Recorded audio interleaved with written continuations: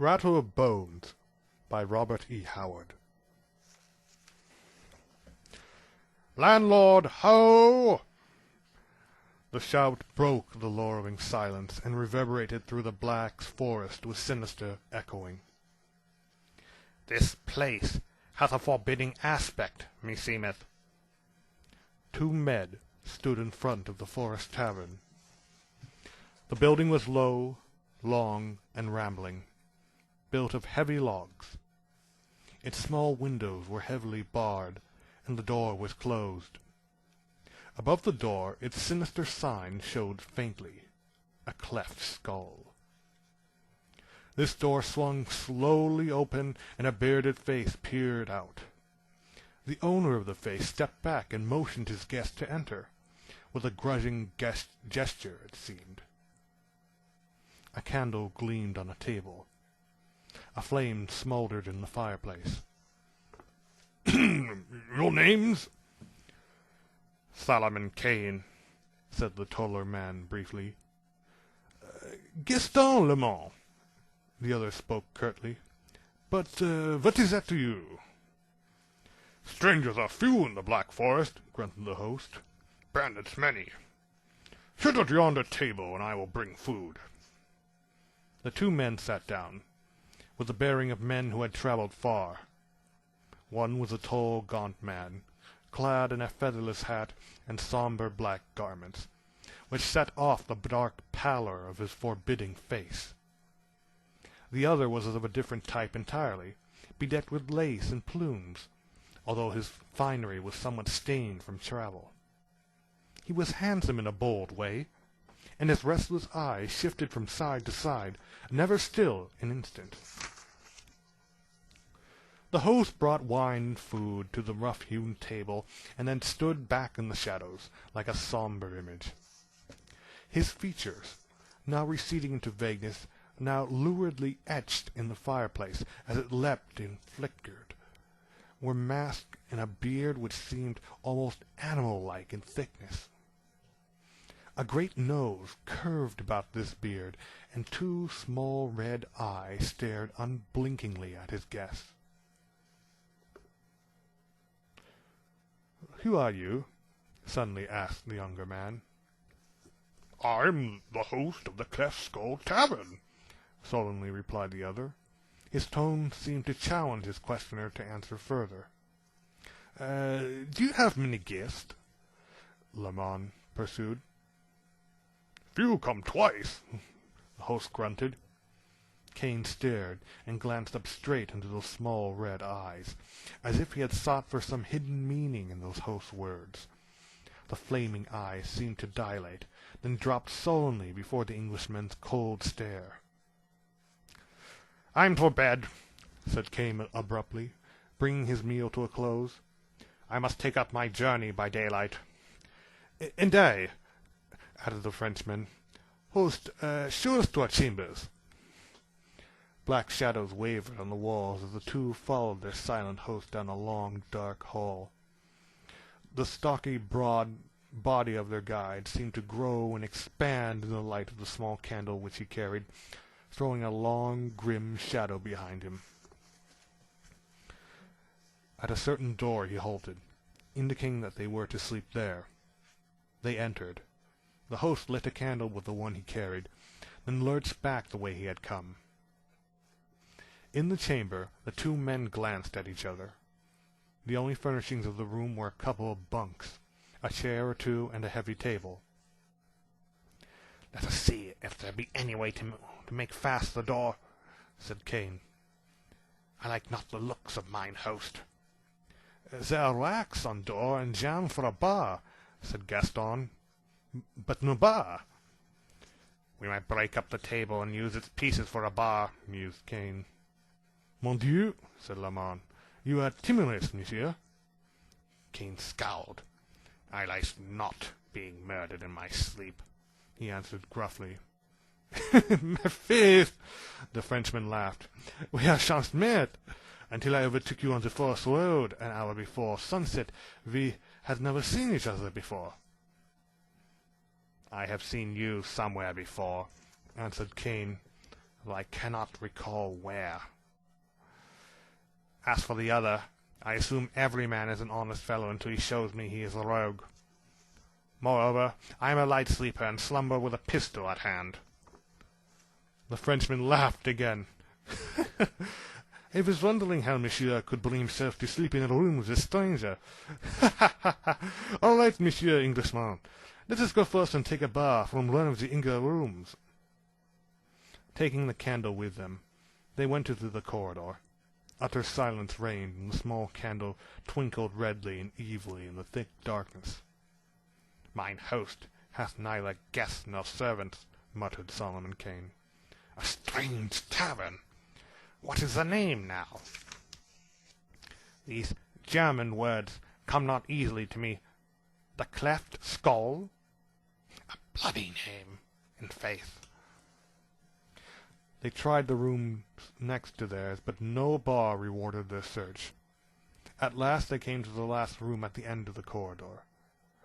They entered. It was furnished like the rest, except that the door was provided with a small barred opening, and fastened from the outside with a heavy bolt, which was secured at one end to the door jamb. They raised the bolt and looked in.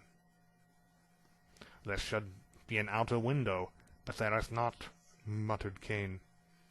"Look!" The floor was stained darkly. The walls and the one bunk were hacked in places, great splinters having been torn away.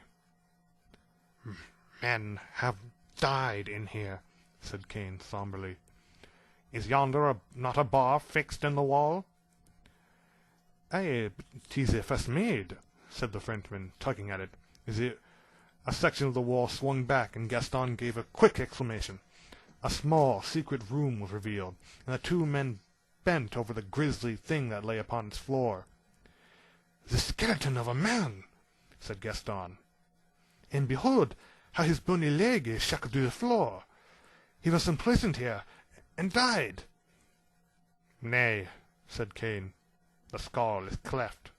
Methinks mine host has a grim reason for the name of his hellish tavern. This man, like us, was no doubt a wanderer who fell into the fiend's hands." "Likely," said Gaston without interest. He was engaged in idly working the great iron ring from the skeleton's leg bones. Failing in this, he drew his sword, and with an exhibition of remarkable strength, cut the chain which joined the ring on the leg to a ring set deep in the log floor. "Why should he shackle a skeleton to the floor?" mused the Frenchman. "Mon Dieu! 'Tis the best of good chains. Now, monsieur," he ironically addressed the white heap of bones, "I have freed you, and you may go where you like." "Have done!" Kane's voice was deep. "No good will come of mocking the dead." "The dead should defend themselves," laughed Le Mans. "Somehow I will slay the man who kills me, though my corpse climb up 40 fathoms of oceans to do it." Kane turned toward the outer door, closing the door of the secret room behind him. He liked not this talk which smacked of demonry and witchcraft, and he was in haste to face the host with the charge of his guilt. As he turned with his back to the Frenchman, he felt the touch of cold steel against his neck, and knew that a pistol muzzle was pressed close beneath the base of his brain. "Move not, monsieur." The voice was low and silky. "Move not, or I will scatter your few brains over the room." The Puritan, raging inwardly, stood with his hands in the air, while Le Mans slipped his pistols and sword from their sheaths. "Now you can turn," said Gaston, stepping back. Kane bent a grim eye on the dapper fellow, who stood bareheaded now, hat in one hand, the other hand leveling his long pistol. "Gaston, the butcher!" said the Englishman somberly. "Fool that I was to trust a Frenchman! You range far, murderer! I remember you now, with that cursed great hat off.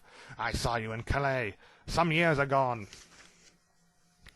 "Aye, and now you'll never see me again. What was that?"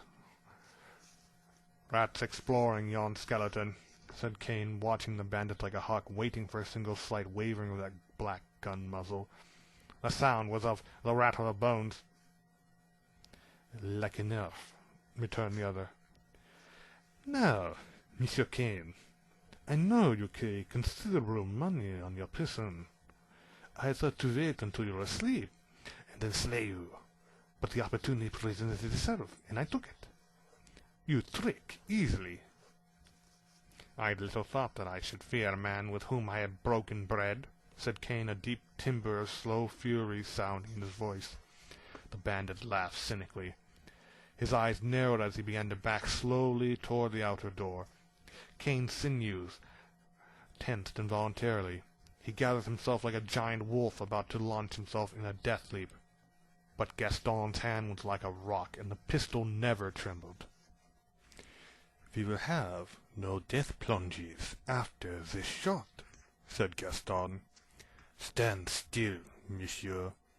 I have seen men killed by dying men, and I wish to have distance enough between us to preclude that possibility. My faith, I will shoot. You will roar and charge, but you will die before you reach me with your bare hands. And my host will have another skeleton in his secret niche. That is, if I do not kill him myself.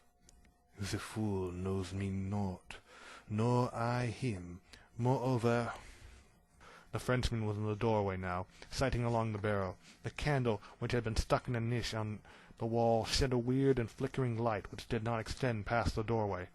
And with the suddenness of death, from the darkness behind Gaston's back, a broad, vague form rose up, and a gleaming blade swept down. The Frenchman went to his knees like a butchered ox, his brains spilling from his cleft skull. Above him towered the figure of the host, a wild and terrible spectre, still holding the hanger with which he had slain the bandit. "Oh! Oh! Oh!" he roared.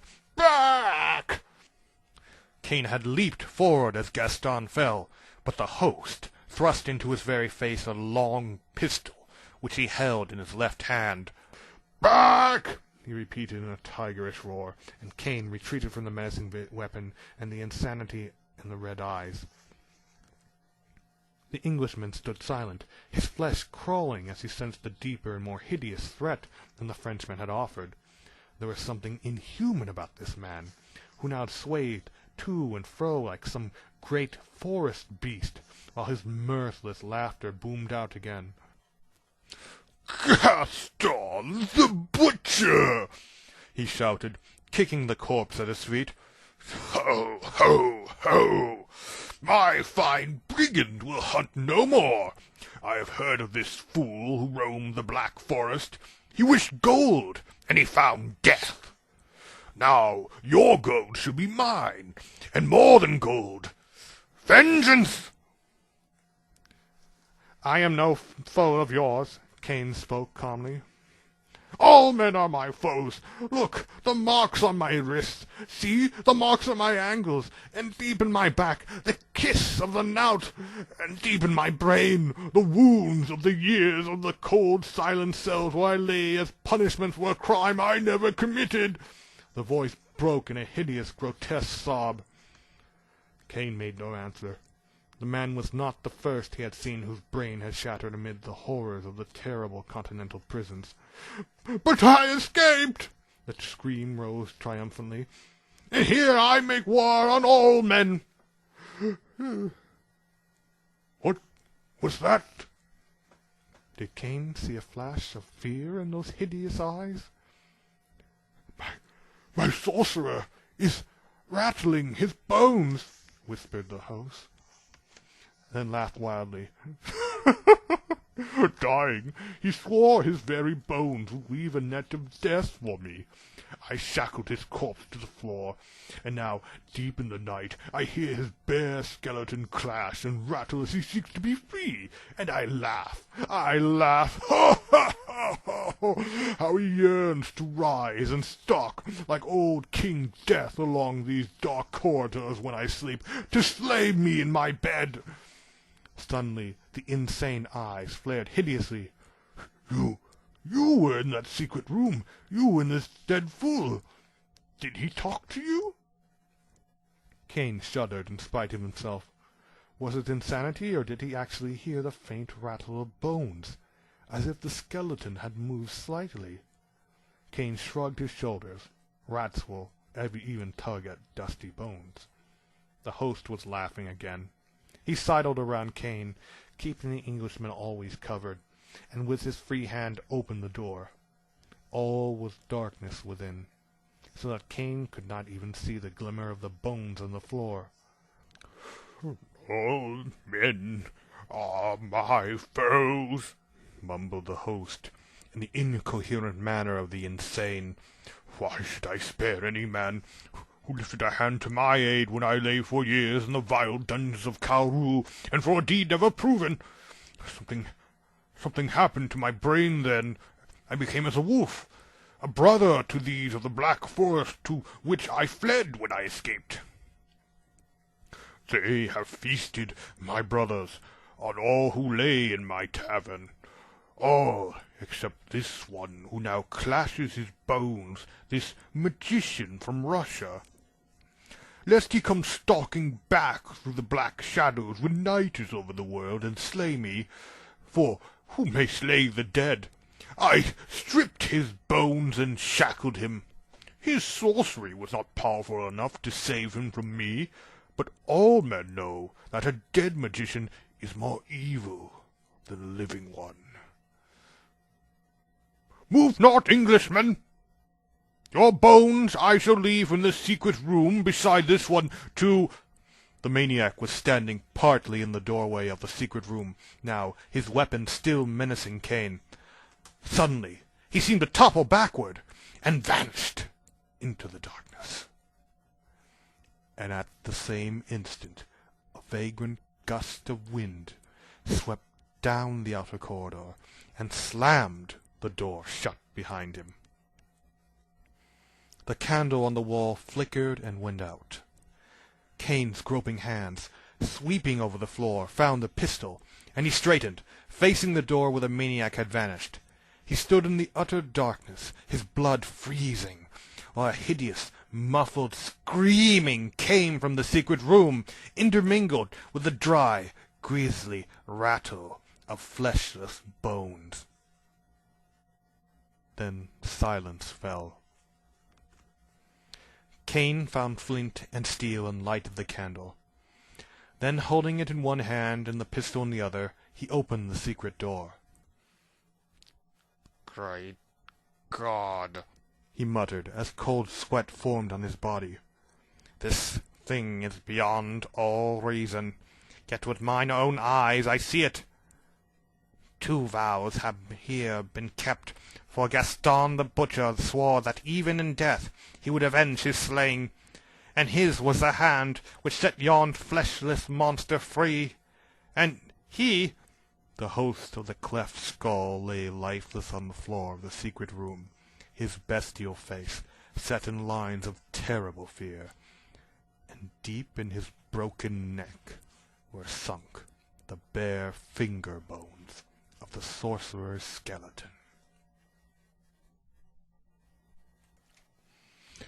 This has been a reading of Rattle of Bones by Robert E. Howard.